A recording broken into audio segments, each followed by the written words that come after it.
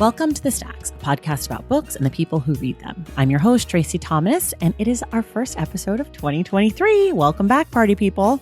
Today, I'm speaking with Chelsea Devantez. Chelsea is a stand-up comedian, actor, Emmy-nominated TV writer, and filmmaker. She's also the host of the Celebrity Book Club with Chelsea Devantez podcast, where she breaks down and recaps some of the best and worst celebrity memoirs. Today, Chelsea and I talk about the role of celebrity memoirs in the culture, her forthcoming book of essays, and a few celebrity memoirs we simply cannot wait to read. Our January book club selection is The Meaning of Mariah Carey, written by Mariah Carey with Michaela Angela Davis. We will discuss it on January 25th with Chelsea Devantez. Quick reminder, everything we talk about on each episode of The Stacks can be found in the link in the show notes. And we now offer episode transcripts, which you can also find in the show notes. New year, new you, right? Well, why not jump on the Stacks pack this year and support the work of this podcast? The Stacks is a completely independent Black woman-run podcast, and we rely on the support of listeners to make this show every single week. When you join the Stacks Pack for as little as $5 a month, not only are you supporting the work of this podcast, but you also get things like bonus episodes, our lively Discord community, a monthly virtual book club, and from now until the end of January, our incredible reading tracker, which will help you with that New Year's resolution to read more. It's super easy to join. Head to patreon.com/thestacks and be a part of the Stacks Pack. A special shout out to our newest members of the Stacks Pack, Taylor Sutherland, Emily McDowell, Sarah Davis, and Colleen Mullaney. Thank you all so much, and thank you to the entire Stacks Pack. All right, now it's time for my conversation with Chelsea Devantez.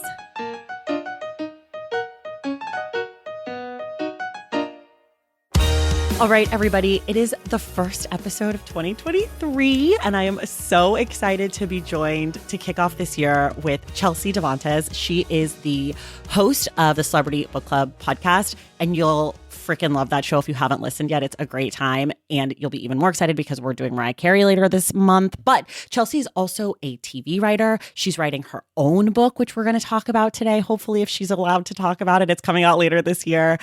So Chelsea, welcome to the Stacks. Thank you so much for having me. I can't believe I'm kicking off the year, but I feel very honored by that choice. Like we can really bring the vibes to what we want for 2023. That's exactly right. And it's funny because we're obviously not recording this the first week of the new year. But when I was thinking about who I wanted to have for January, I was like, who do I want to have to bring vibes to the new year? And also, who do I want to end my personal year with? And I was like, I want someone fun. I want someone who's got a personality. I want someone who loves books, but also doesn't take things too seriously. So that's why I was like, Chelsea, hopefully she says yes. She's my gal. I am thrilled to be chosen, and I'm thrilled to be considered all those things. Thank you. So let's just start kind of where we always start. Can you just tell people a little bit about yourself? Yes. So, where to begin? I'll begin most recently, which is that I'm a TV writer. I was just writing on a show called Not Dead Yet, which is not out yet. Not out yet, and also called Not Dead Yet. My mom did text me last week and said, which episode of Dead to Me is yours? And I said, none. I wasn't on that show. Our show's not even out. She watched all 3 seasons looking for my name. It wasn't going to happen. So what a good mom, though. How I know, supportive. such a sweetheart. Yeah. So I just wrapped on that, and I'm currently developing my own TV shows with 20th Century Fox, which I'm super excited about. Before that, I was Jon Stewart's head writer for his comeback on Apple. And then years before that, he actually gave me my first TV writing job on a show of his that never even came out, but we spent a year on it. Then I've written on a bunch of other shows, and I'm the host of Celebrity Book Club with Chelsea Devantez, very specific about the title. And we recap and celebrate women's memoirs. Sometimes we do a memoir, a men's memoir, but not often. I really like to elevate the women's books because they are actually written so differently, honestly, from the men's usually. And I love them so very much, which is why I say we celebrate them. Sometimes we be making fun of them, we call out the flaws, but I actually really fucking love those books. Oh, can I swear on this podcast? Yes. It's basically all we do. Okay, good. So I host that podcast, and that's me. Okay, that was a great intro. First of all, I have a very specific and to the point question. Are you doing Spare by Prince Harry? on your show? So I've really gone back and forth because it's a memoir. Right. I'm already like, I don't know.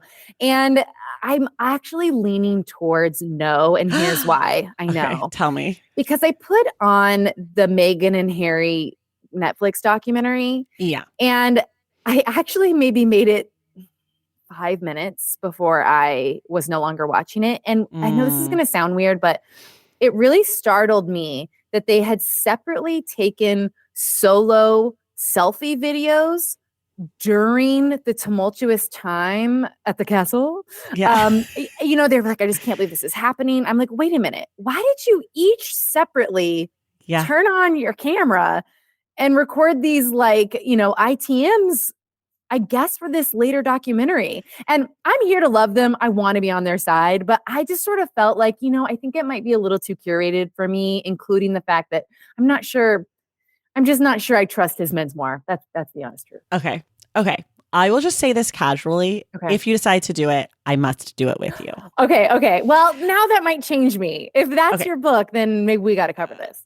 So here's the thing about me. Every book is potentially my book because I love to read books and talk about books. And I also am happy to talk about something that I love or something that I don't love. So I'm like one of those people, I'm like, whatever you want to read, we can read. But we'll circle back. Okay. We'll come back to Harry.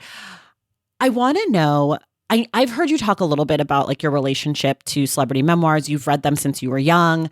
I think you said Jane Fonda's was maybe your first, or Delta Burke's was my first, but Jane Fonda was an early on book as well. Yeah. Yeah. So you've got like a long history with this.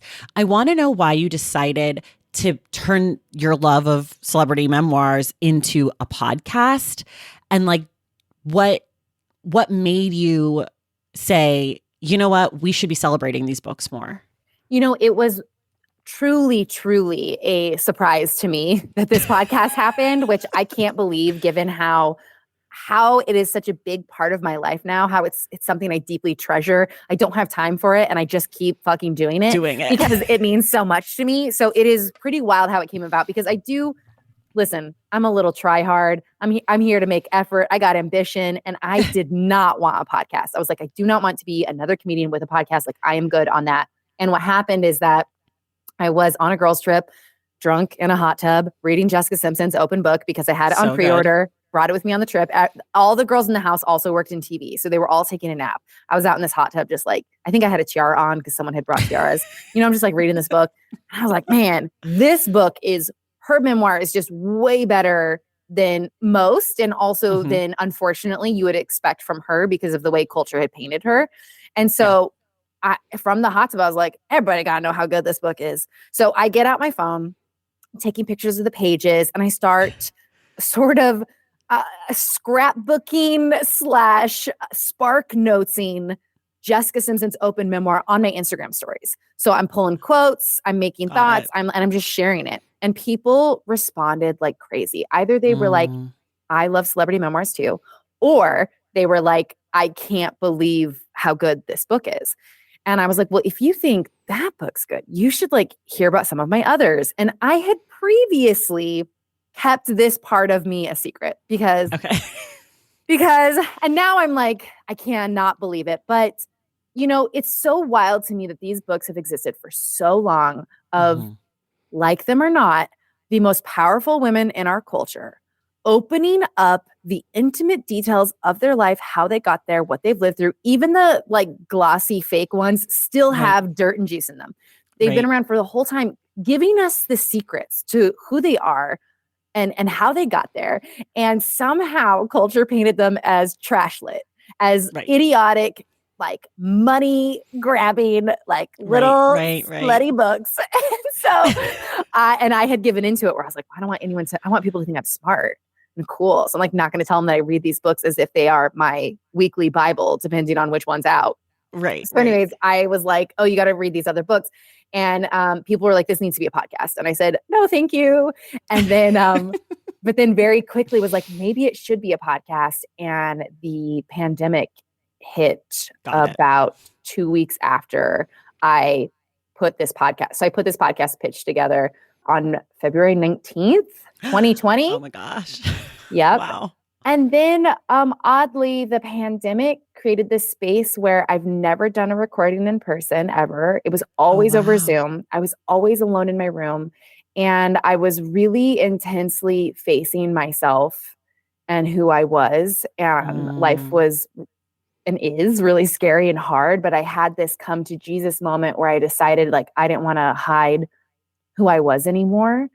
And before the podcast started, I had a moment with my best friend, Kinsey, where I said, I don't think I can talk about these books without sharing parts of my life that I've never shared before. Not even with like even my best friend, Kinsey, she knew the details of my life, but I hadn't even gone into depth, with her. Right. I was just not a very sharing person. And she really, her and my therapist brought me to a place where they're like, I think you can safely do this without wrecking your mental health. And I started opening up while talking about the books, and it totally changed my whole life.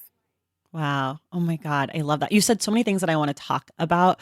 One of the things I want to touch on is sort of like about why maybe we don't take these books seriously. And I think there's like a really obvious answer, which is probably like sexism, right? Like, yeah.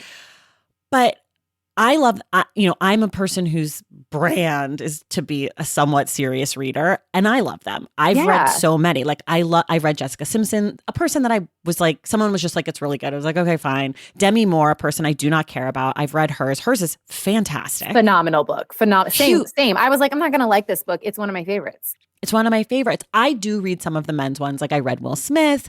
There is I don't know if you're into sports, but there's a basketball player named Andre Iguodala whose book is called The Sixth Man. Is it good? And it is one of the best sports memoirs I've ever read. It's fantastic. His ghostwriter, I can't remember who it is, but his ghostwriter is a fucking genius. Like I was blown away. And he's the sixth man on the Warriors. Like he's not even funny. Steph Curry. He's like very. Some people are really meant to have books. They just really are. It sounds like he is one of them. Yeah. Yes, totally. But so like, I guess the question is less why don't we take them seriously? And the question I guess more is why are they so popular? Like, why do we like having books that we think are trash, but also like just like devour ravenously as a culture? Yeah. Well, it's funny you say that. I do think times have shifted. I think now we're all devouring them ravenously. I do think there was a moment in time where we really treated them like garbage. Right. You know what I mean? Like, I think you're right. And still, if you go to a yard sale, you are going to find a celebrity memoir, which is also the reason to go to them. But I mean, I guess all I can do is speak for myself when I say that, like, this is going to sound ridiculous, but like when you're a child, having fairy tales really help you. The same way, I guess, when we used to teach children about like Greek stories. But basically you have these like icons and players that represent these like certain stereotypes and they kind of help you understand like morality in the world and blah, blah, blah, blah. I think that's what celebrity memoirs are for adults, where like we have these characters, these like icons who represent, Jessica Simpson, who was representing being like the dumbass blonde, and then, like, what is it? Chicken or tuna, whatever.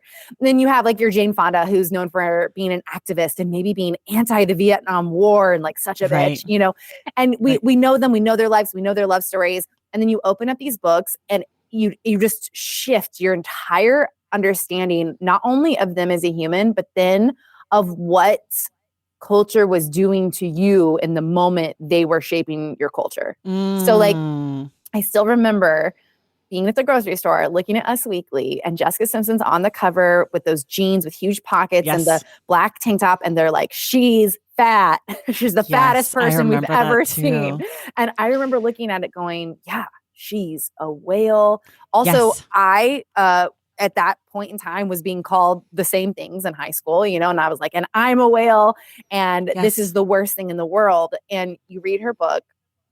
She's like, I did not want to like fat shame or make other people feel bad. But let me tell you the truth at that moment. I was a size 4. I was 120 pounds. I said, what? I remember those photos. I Google it. I dropped to the floor. My soul never came back. My brain now as an adult looking at those photos, it's just the smallest human. It's just the smallest human. Like the dreamiest body ever. The dreamiest, tiniest, most minuscule.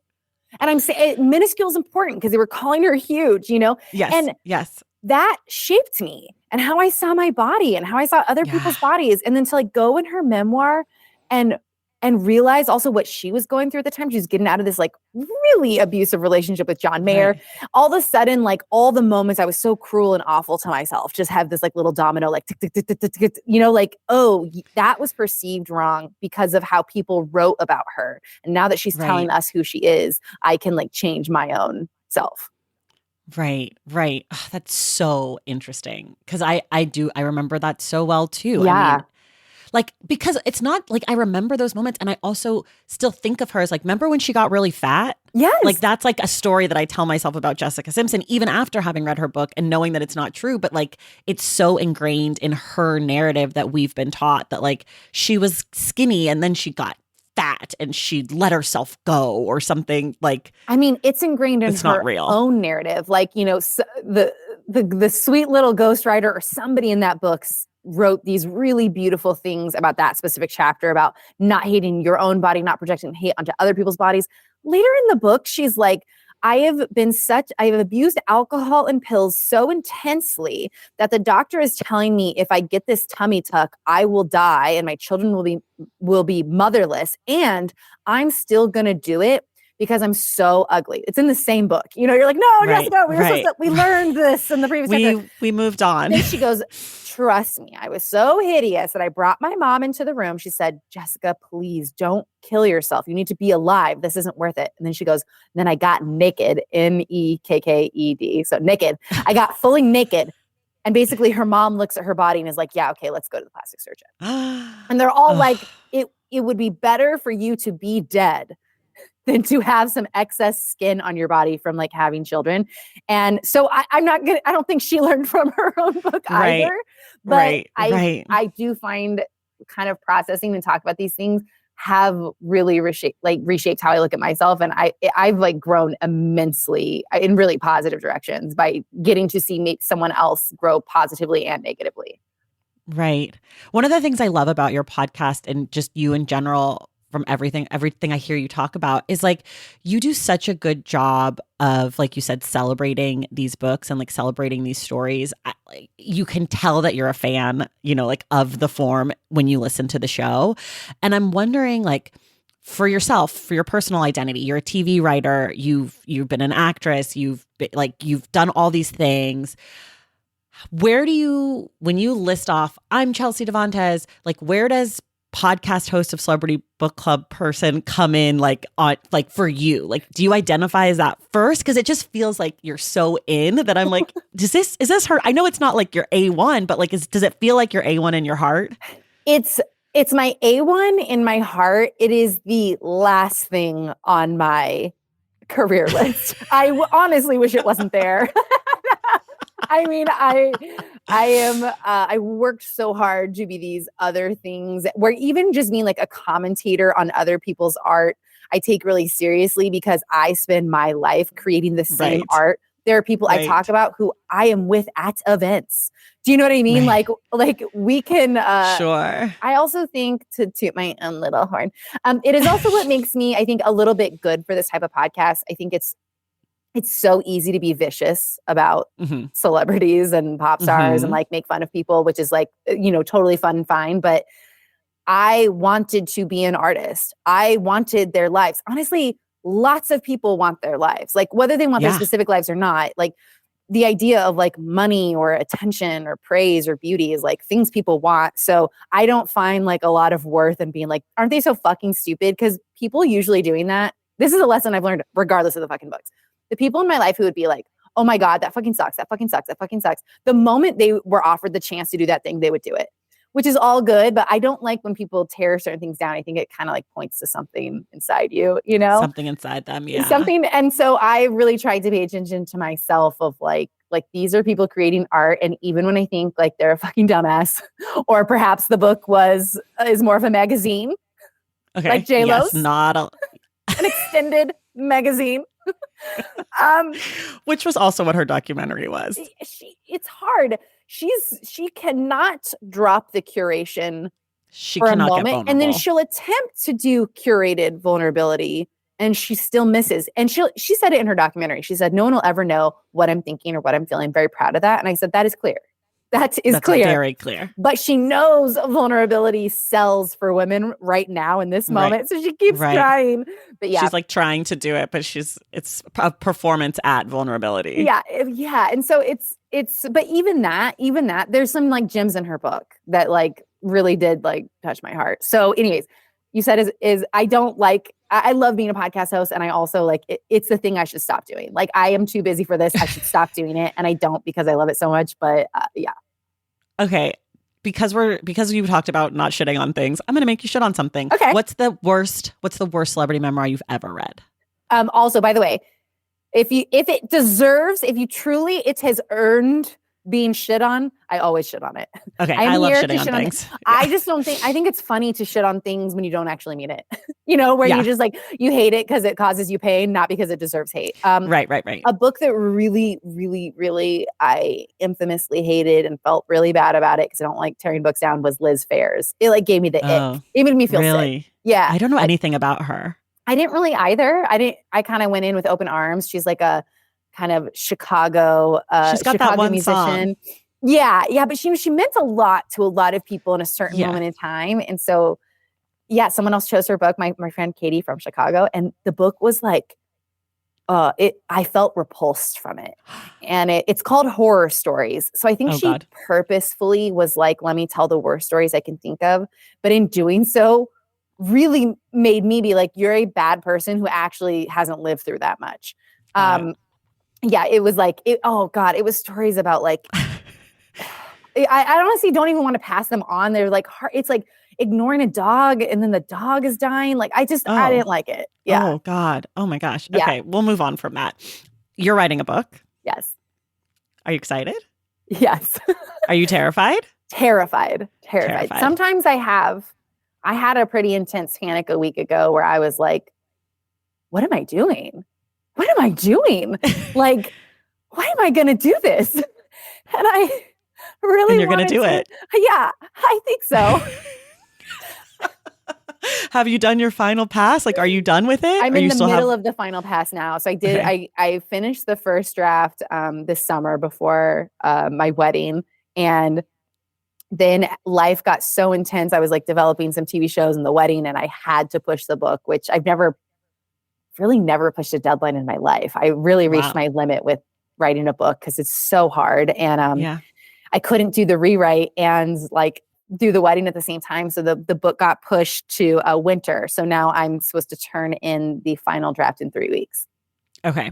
Fantastic. It's going to be great. We're rooting for you. Thank you. We will, of course, share with everyone once it comes out. But here's what I want to know. You are a person like myself who talks about books. I am famously not a writer, so I will never be writing a book, hopefully, knock on wood. So I have no problem talking about books freely, comfortably. It's never going to be me. Now it's going to be you. Do you feel like you've taken anything that you've learned from reading celebrity memoirs and like brought it into your book? Do you think of your book as a celebrity memoir because you are sort of a celebrity? Like, how are you thinking about your book in relationship to the work that you do? I don't think it's definitely not a celebrity memoir in that, like, I think hopefully people will read about it. Will be reading about my life being like, who is this again? And I mean that by hopefully as in like, hopefully more people buy the book than who know me personally, like more than my friends and family. But it is a very similar format where like, I'm not doing start to finish. Basically every chapter is a title of a woman in my life and then the stories kind of through line to that, but they really are the kind of like the big iconic moments in my life. Okay. Some of the women's names are like enemies, it's just like women shaped me, loved me, were my heroes, were my villains, were my everything from celebrities in my life to, friends to teachers. So it's kind of all throughout. And, I definitely took so much. I mean, just even from like, I'm not going to tell you like what my grandparents did for a living in the book. Do you know what I mean? Right. That is something in celebrity memoirs. And then my granddad, it's like, no, stop. I can't. We get to Hollywood. I cannot go 2 generations back. Like you can give me your, like, unless it has a purpose in your story. I think also the reason I shaped my book the way I did is that oftentimes celebrity memoirs are just sort of like, there's this structure where it's like, and then and it's kind of like a montage of childhood moments, or a montage of a moment in life. It's like, the food was like this, my grandma this, one time this, and it's kind of, you're just kind of in this like mush of someone's life, versus like, tell me a story, beginning, middle, end, themes, takeaways. Right. So that's really, I really tried to craft things like that. And I'm doing my best right now not to get lost in my own sauce. I don't know if I'll succeed, but I am trying to remember something that I think a lot of celebrity memoirs in particular forget, which is that this is for other people to read for entertainment. Sometimes they're just like, and then here's a list of songs. Like, here's a list of songs and just kind of what year I recorded them. And I'm trying to remember sort of purpose. And I'm really trying to remember who I was as a teenager when I picked up these books and I needed something so badly from them. And the times when I got something and how it truly, they were life-changing for me. I'm hoping to put something like that in my book, so that if someone ever picks it up, like I can pass on like what was given to me, you know? Right. Oh, I'm sure you will. I feel like there's always like really great takeaways on your show when you talk about your life and stuff. So I feel like if that's any inclination, I'm assuming your book's going to have that too, which will be fantastic. I hope so. Yeah, it's going to be great. We're rooting for you. Everyone's rooting for you. I'm sure your publisher is too. I don't know who they are, but I'm sure they want you to do well. They do. They would like if I wrote a good book. Yeah. Yeah, they'd be happy. How do you break down your life? How much of your life is actually dedicated to doing the show, and how much of your life is everything else that you do? And how much reading are you doing? Great point. Let's see if I can do this. So when I was on the show I was just on, and I'm usually writing on a TV show, that's kind of like a 14-hour day. It's pretty intense. And so then in the evenings, to go to sleep, sometimes I'll read a book in like one setting. The one thing keeping me going is that I'm an extremely fast reader. I've been a very fast reader. I know, ever since I was a kid. So I read very fast. So that's good. I always read with a pen, which really helps me. So like I kind of making the beat sheets for the podcast. As you go. I go through the book and see like what I marked up again, and it kind of all comes back to me. And then on the weekends, I'm usually like writing scripts. I try to have a little bit of a social life. Oh my gosh. And then the podcast, it's like I listen to the edits while I'm driving to work, and like do my own edits on top of the producers, because I can't seem to cease control. And yes, I'm familiar with that. Yep. You know how that goes. I know how that is. There are times, and I've made the joke a lot, but there are moments where I'm like, how am I going to do this? And then there'll be pockets of time, like the time I'm in right now, where I catch up, where we're just going to like do a ton of books all at once. So that's kind of how it's going. And I do worry that if I get on set soon, that I'd have to take a podcast break, which I've never done. I've never done it either. It's also like, this is like such a core. I feel like the processing on the podcast is like such a core of my, I don't know, positivity, mental health, something. It's hard to give it up. That's really nice. I was going to say it's such a core, just like my routine. Like I just know how my life is going because shows come out on Wednesday. Like, where am I? Have I done the edits for Wednesday? Like, where are we? Yes. But I sometimes fantasize about taking a break. And then I know, but the thing about me is if I take a break, I'll never come back. Oh no, then you can never take a break. I can never take a break. I mean, I had fucking twins and didn't take a break. Oh my gosh. Every Wednesday? I took a break, but I pre-recorded everything. So my kids came in December, but because they were twins, I thought they could come early. So I finished recording and like had everything done by November 2019. They came in December, and then I didn't record again until February 2020. And I used to record in person, and then the pandemic. That's right. And I was like having to go back to work with 3-month-old twins and a fucking pandemic. It was a nightmare, but we've never missed an episode. So I don't think I'll ever take a break. I love that. I mean, same thing. I took a fake break by pre-recording a bunch, and then during the break caught up for the next. It was like ridiculous. Yes. That's what I'm doing. Today is my last day of working when you and I are talking, and then I'm taking a break for 2 weeks, but I'll be just reading for the first 5 weeks of the year. Whatever. Of course. Okay, we're gonna take a quick break, and then we'll be right back. Valentine's Day is upon us, and I've got love on the brain. Love for books, duh, of course. Hello. Did you forget what podcast you're listening to? I love bringing you all great reads, exclusive author interviews, and behind the scenes book gossip. But I can only do that with your support over on Patreon and Substack. Our Stacks Patreon community, also known as the Stacks Pack, is where you can go for book club meetups, a private, very active Discord, and a year-long mega reading challenge to help you achieve all your reading goals. Plus, you also get that monthly bonus episode. Now, over on the Substack, you can subscribe to my newsletter, Unstacked, where I keep the book conversations going. I also give you a healthy dose of sports and pop culture, definitely some hot takes happening over there. And again, that bonus episode. If you don't have a few dollars to spare, don't worry. There are free options on the Substack and the Patreon to get you a little extra Stacks magic. Making this podcast is a total team effort, and by supporting my Patreon and my Substack, you allow me to support my amazing team that makes the show possible every single week. So if you or your friends are looking to meet other book lovers and support this indie podcast, come hang out with me on Patreon, Substack, or both. I would love to have you. And since we're talking about love, you can gift subscriptions to the Patreon and the Substack for that special reader in your life.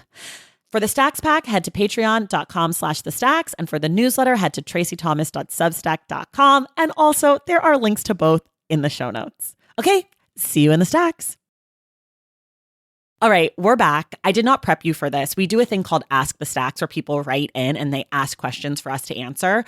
Normally, someone writes in, but this time I have seized the reins. I'm asking you a question because I love celebrity memoir and I get to ask you some book recommendations. Great, so I love sorry, it. whoever wrote in, I'm ruining your life. Here's what I want to know. I love a celebrity memoir. I do listen to a lot of them on audiobooks. Are there any great celebrity memoirs from like the past a little bit, maybe from like pre-2010 that are really juicy and great, that are narrated by the author? Do you know? Are you an audiobook person? I'm only a physical book copy person. Oh, I take okay. notes in them, and I Got can't. I can almost never do the episode any other way. But I do believe Jane Fonda recorded hers. Does hers. Now hers is 600 pages long. Yeah, I'm questioning that, but it's great. It is great, and also it came out in 2005, which is the year I read it in, and it's taught me. I think it's why I like inclusivity was always a part of my like feminism and activism. I think was Jane Fonda, which I didn't always have the best education. And so I was like, how did I know this? How was this like in my bones? I think in part was her book. Because she, oh my God, in her book, she's talking about climate change and how it's her dedication to fight it in 2005. That is years before it becomes popular. She is talking about racial issues in a way where you're like, Jane Fonda, you got this right? Right. Okay. So that one's really good. Let me think of another. I don't know if they're audiobooks. It's okay if they're not audio. I can suss that out myself. Okay, Carol Burnett, great. Really? Yeah, really great one. Delta Burke's was my first one, so it always has a special place in my heart. It is a half style book. She will teach you some makeup tips. Okay. But I really loved the other parts of that. It's tough because I read them when I was young, but it's like Brett Butler's had such a lasting impact on me. I don't even know who Brett Butler is. She was a famous comedian at the time. No. Sitcom star, no. And her book just had a lot of trauma in it. It really spoke to me. Roseanne Barr's book, it's like a different Roseanne. But, I was looking for like comedians' books. Like those were some like, oh my God, Katharine Hepburn's book. Yeah, those are some really good ones. Okay, I love it. Thank you. I'm going to start with Jane Fonda. Okay, we're going to get to all the Stacks Books questionnaires. You do not have to only answer with celebrity memoirs, just so you know. You can, if you have other books, but if you only answer, that's fine. You have my permission to do whatever you want, but I didn't want you to think like celebrity memoirs. Okay. 2 books you love, 1 book you hate. I love Demi Moore's Inside Out.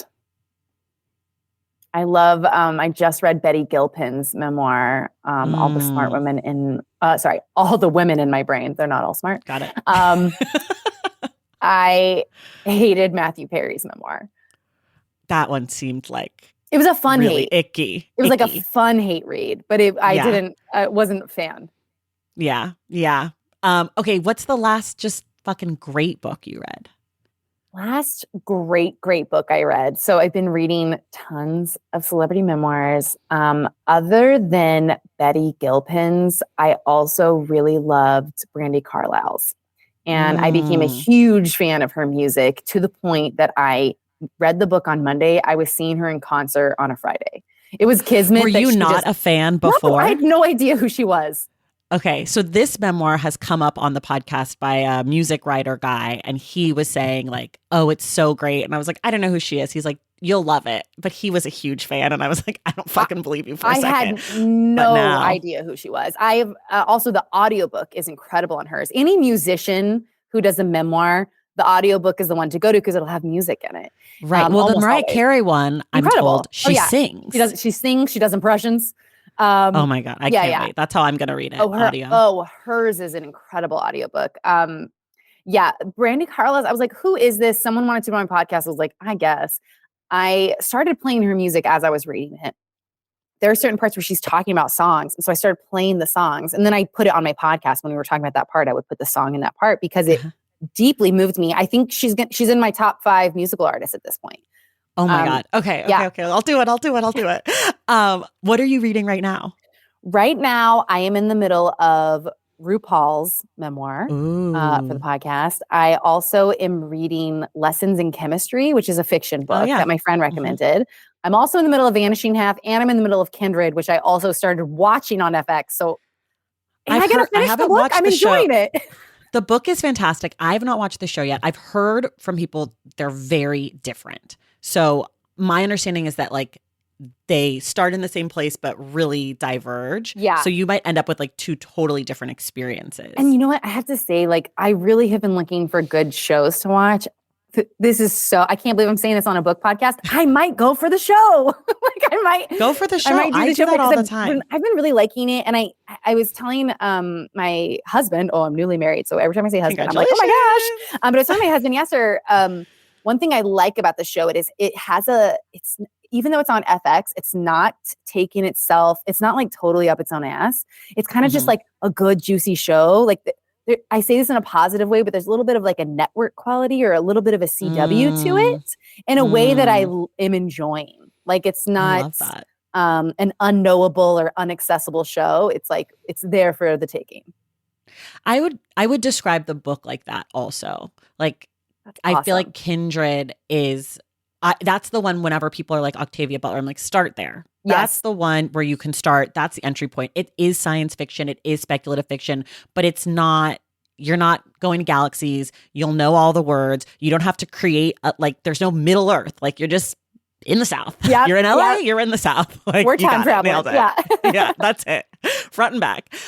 What are some books that you're looking forward to reading? When I reached out to you, you said there's a bunch of really exciting celebrity memoirs coming out at the beginning of the next year. So I'd love to hear which ones you're excited about. Kristen Chenoweth is coming out with a second book. Very excited for that. Pamela Anderson is coming out with a book. Now, judging from her blog and what she said about the book, I don't think there was an editor and I don't think there's any commas or grammar. Okay, this is perfect. I think it's going to be just a free range Pam Anderson word dump. And I'm looking forward to just like seeing what's up. You know, we're going to do it for our Valentine's Day episode. We're mostly going to focus on hers, but I'm also going to pull in Tommy Lee's book and what he said about her. I love doing, I love when couples who particularly have broken up have memoirs. He said, she said. A little he said, she said. And then Paris Hilton's giving us a memoir. She is someone else. Talk about curated vulnerability. My tough take on her is that like, I think she really did open up with what happened to her in those high schools that her parents sent her off to. And I wanted to go there, but I've looked into it and it's like, she also found like, oh, right now it's super hot to be vulnerable and open up and like talk about trauma. So I'm going to like kind of do it a little bit, but I'm still the same old person. So I'm interested to see what's in that book. I just want to know what's inside it. Anne Hesh has a posthumous memoir coming out. Her first one's like really incredible to look back on, and we're bringing it on the podcast. But you know, her first one's "Call Me Crazy," and it's really about being queer in a society that rejects that. And her second book's called Call Me Anne. And she was writing it before she died. And I think there's like a lot to be learned about what makes a woman crazy, what made a woman crazy in the 90s and early 2000s, and how like maybe that was your only option if you didn't want to be subdued or bludgeoned into something else. So I'm really excited for that. How do you decide what you're going to read next? Like, do you go off recommendations from friends? Are you just like scouring the celebrity memoir blogs? I don't know. Yeah, I mean, we really are paying attention to just like, it's kind of a little bit easy because it's like what's coming out. So definitely like new hot releases. We have like the upcoming schedule. Also because I am writing a book and I have a book agent, like we have access to all the like literary up and comings. Right. So that makes it easy. Then it's just a decision of like, am I going to read Harry Styles? Am I going to read Prince Harry's memoir or not? You know, and yes, you are. Yeah. And the answer is now, maybe. But that kind of makes it easy. And then I have stacks of books in my office of just tons of memoirs I've already read. They've already been out. And so then I'll go and fill it in with those books. Yeah, I love. You're going to read Harry's just because the title is so perfect. Although it's so brutal. Funny. If you don't know British culture and you don't know that, you know, monarchs' kids classically, you know, the kid that wasn't going to take the throne is called the Spare. That was a very confusing title for many people when it came out. Oh, was it? Yeah. The heir and the Spare. But the people who didn't know that were like, what? I guess. Well, if you didn't know that, I guess it wasn't great. But when I saw that, I was like, yo, incredible. He's coming for throats. Even if it's just in the title, he's like, fuck you guys. Yes. Fuck you guys. You treated me like shit. I fucking hate you. But I also love you. I love you, Granny. I named my daughter after you, even though you guys were monsters to me. But we'll get there one day. Okay, you've talked about a lot of books you like to recommend. What's like a book that someone recommended to you that you just loved? You know, I'm going to try and think of a non-celebrity memoir. Oh, in high school, my English teacher gave us The Book of Embraces by Eduardo Galeano. And it's one of my favorite books to this day. Something I never would have come across if it wasn't for her. It's tough for people to recommend celebrity memoirs to me because I already know about them, you know, sometimes there's a book that someone will really push to read where I'm like, are you sure? And weirdly, Jeanette McCurdy's was that for me, where I was like, yeah, I'll cover it, but like whatever. But a friend was like so hard up for it. And it's the best, to me, it's the best celebrity memoir of the year. Yeah. And so that was good. Yeah, that was good. I have a lot of thoughts about that one. Tell me. Because I feel like one of the things that I really struggled with that book, like I loved how she wrote it in the vignettes. I thought that saved her. I thought that was like such a strong choice because it made the book move quickly. But one of the things that I think really frustrated me about not the book, but maybe the response to the book was how people were like, celebrity children, like we should never do this, blah, blah, blah. And I felt like her book gave readers and people who like view celebrity culture from the outside an excuse to be like, all of the celebrities are freaks and weirdos because like, and it felt like it like confirmed biases people have about actors in a way that I just was like, I don't know, this is sort of it's a hard read, but it's an easy read because of course her mother's a monster and she does all the monstrous things that a monster would do. And I don't know, there was just something about the way people responded to it that made me feel weird. I don't know if I'm articulating that right. Yeah, I think that's a really fair point. I think if you specifically took her book and went like, oh, all celebrities, when really she's talking about child celebrities, which is that's right. Sorry, that's very, child actors. I have to say, like, and being in the business, like, it is truly majority fucked up. The parent who works as hard as you have to work to get your child to be a star, usually something very, very dark is going on. Having been around them myself, having known people who work in children's casting and quit because it is too sad. And I think specifically the fact that like only 15% of a child's wages are put aside for when they're 18 means all of that income is the family's. There's this incredible documentary that I don't even remember the name of now. It's really old, but it's about this famous apartment complex in LA where parents would stay with their kids in pilot season to get their kids roles. And like Oh my God. It is just, it's really all of the same flavor and the same ilk. And yeah, though her mom was on the extreme side, I do think it's a little bit of I think it's a fair take. you do. Okay. I Well, I'll take do. that from I you. do. And listen, I am someone who, when I was 3 years old, asked my mom how you get in the TV. She said, you get an agent. I said, let's get one. And she said, no, it'll ruin your life. I think she missed out on millions of dollars. I do still, too. I'm saying this is a fucked up industry. I'm like, you should have put me in. I bet I would have done great. So, but I mean, like, I think it's tough. The proportion of kids who became celebrities and are pretty intensely dealing with like substance issues, like even like the Olsen twins. Like, I think it's a really high percentage versus people who became actors like later in life. The percentage goes down a little. Yeah. No, that's fair. That's fair. I liked the book. I did that on audio, but I think my best celebrity memoir of this year was Viola Davis. See, okay, so Viola Davis, I also really loved that one. I am, at the end of the day, I'm a comedian. Viola, not a joke in sight. No comedy. I would say miles away from the book. And her Instagram account is funny. It is she is funnier. Account. She is funny, and I think it was so hard for her to tell that story because it is such a brutal story that there just wasn't space for that. And so it can't be my favorite only because I do want a few laughs in a book. And I'm with you. Yeah. Now you're swaying me. I think they were both great. I think it was, but both of them did the thing where it was like confirming our worst suspicions about Hollywood. Like, all of these women are damaged, and like they very well might be, but I don't love it. I don't love it for us. I love that you're saying this. I mean, I am in Hollywood. It is brutal. It is. Yeah. Everyone tells you, they're like, oh, the business is so hard. Oh my God. I went to acting school, big regret, but they're like, if you can do anything else, you should. It's brutal. And you're like, fuck you, I'm going to make it. And now that I'm here, I'm like, this is 1,000 times worse than I ever could have imagined. And I also went to theater school and I could do something different, and I am doing something different. But I have I am industry adjacent, right? I have so many friends who are in Hollywood and in the theater and all these things. And I sort of feel like, I think what it is about those books is it's like, I think the industry really fucks you up and can really damage you too. And I would like a little more credit for that. I feel like it was too much like, my life is fucked up, so I became an actor kind of thing. Yeah. Do you know what I mean? Like, where it's like the industry only. Yeah. Yes, I agree. The industry's a nightmare. Also, anyways, like, you don't have to be fucked up to get into the industry. Just look at Ariana Grande as told through Jeanette McCurdy's memoir. By the way, Jeanette McCurdy, not a good audiobook.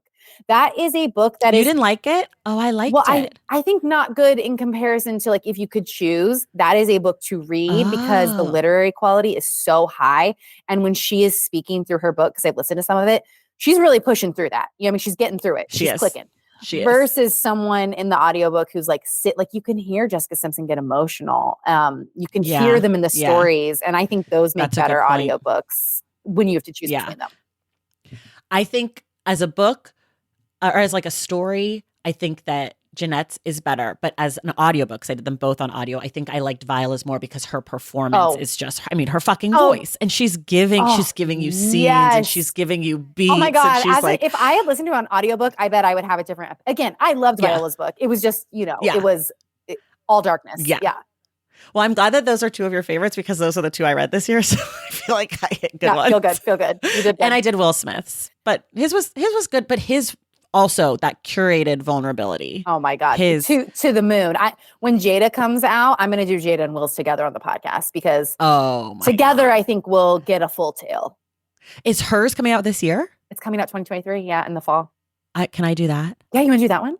I want to do. You have to Jada do Will and Jada's with. Yeah. I've already read Will. I'm ready to do Will. I've been dying to talk about Will's since I read it. Okay. Let's see. What are you doing? Are you doing Harry's or are you doing Jada? This is the ultimate Sophie's choice.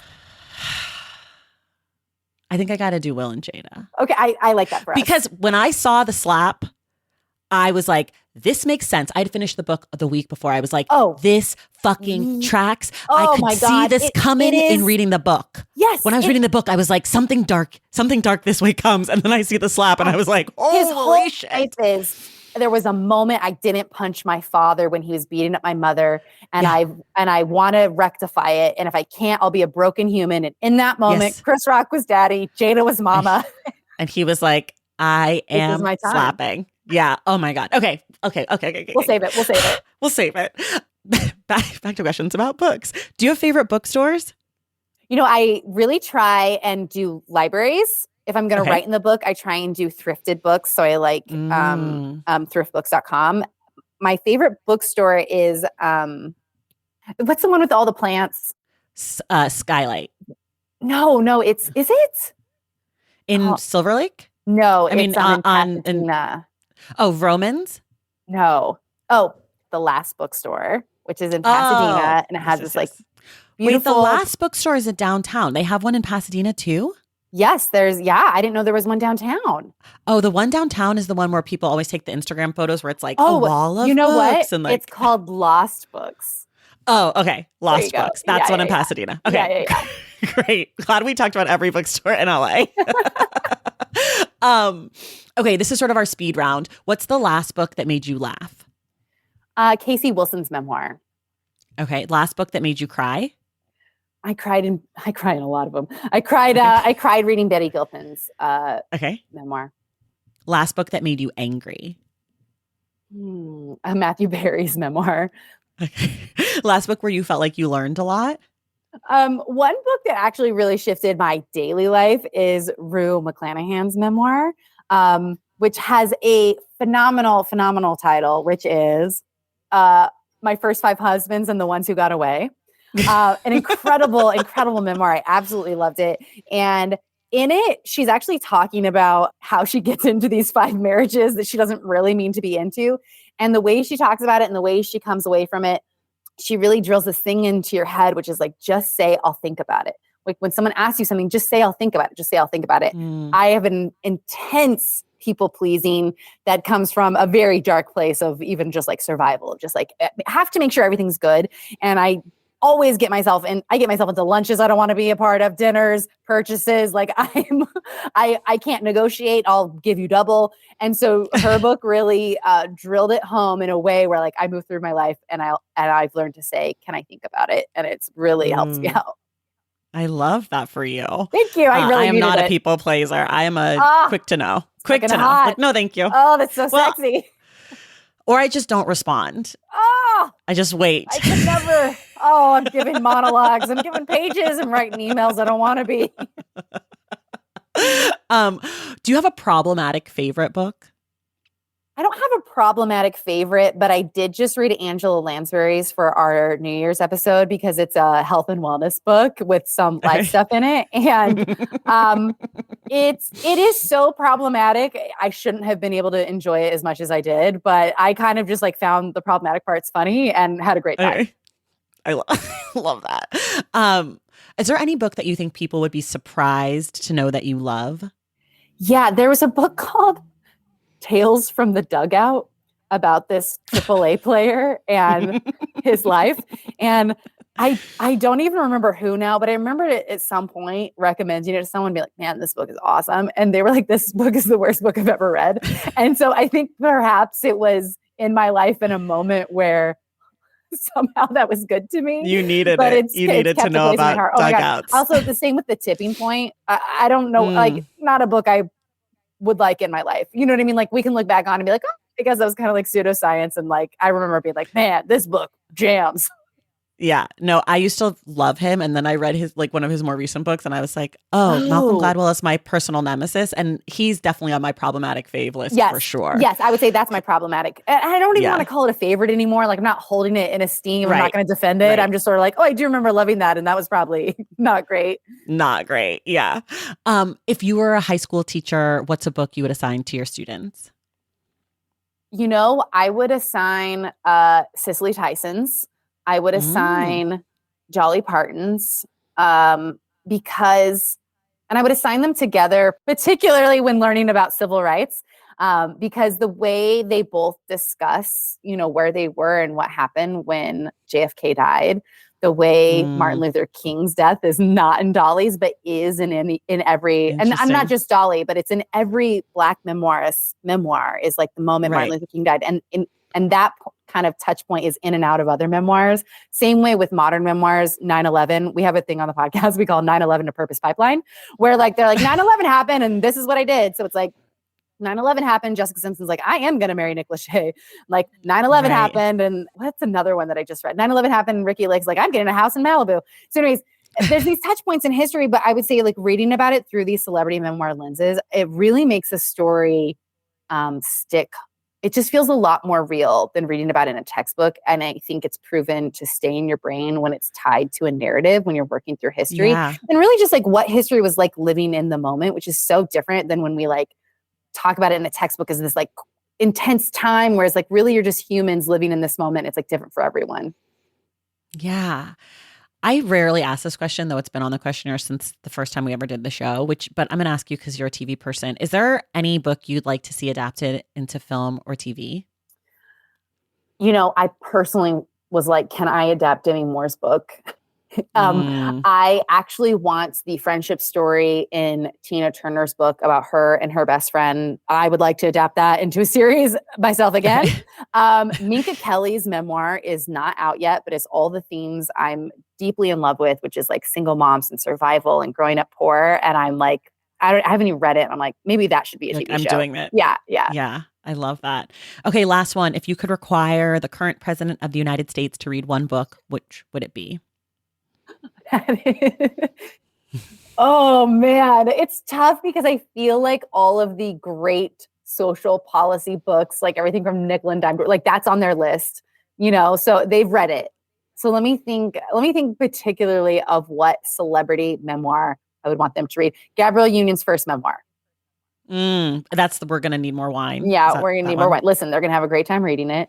But also they're going to learn a lot. And it has a lot about shame and trauma in it in a way that I think Biden could really, no, Biden's actually gone through a lot. He has gone through a lot. He's gone through a lot. I think that'd be a good book. Let me think if I can think of one more. What book would change the world? Okay. You know what? It's maybe Jane Fonda's.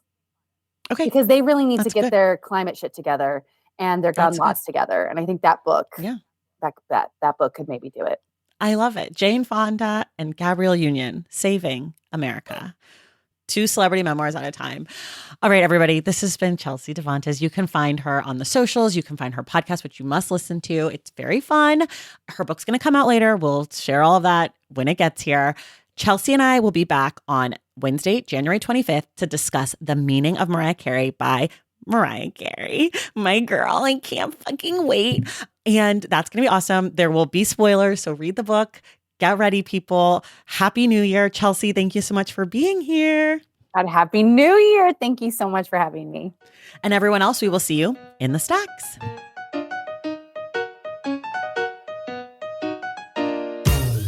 Thank you all so much for listening, and thank you again to Chelsea Devantez for being our guest. Chelsea will be back on January 25th to discuss our book club selection of Mariah Carey's autobiography, The Meaning of Mariah Carey, written with Michaela Angela Davis. If you love the show and want inside access to it, head to patreon.com/thestacks to join the Stacks Pack. Remember, you have till the end of January to join and get access to our reading tracker.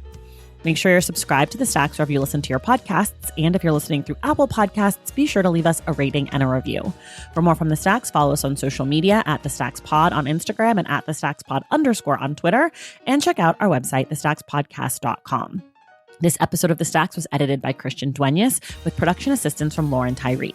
Our graphic designer is Robin McCrate, and our theme music is from Tigirigis. The Stacks is created and produced by me, Tracy Thomas.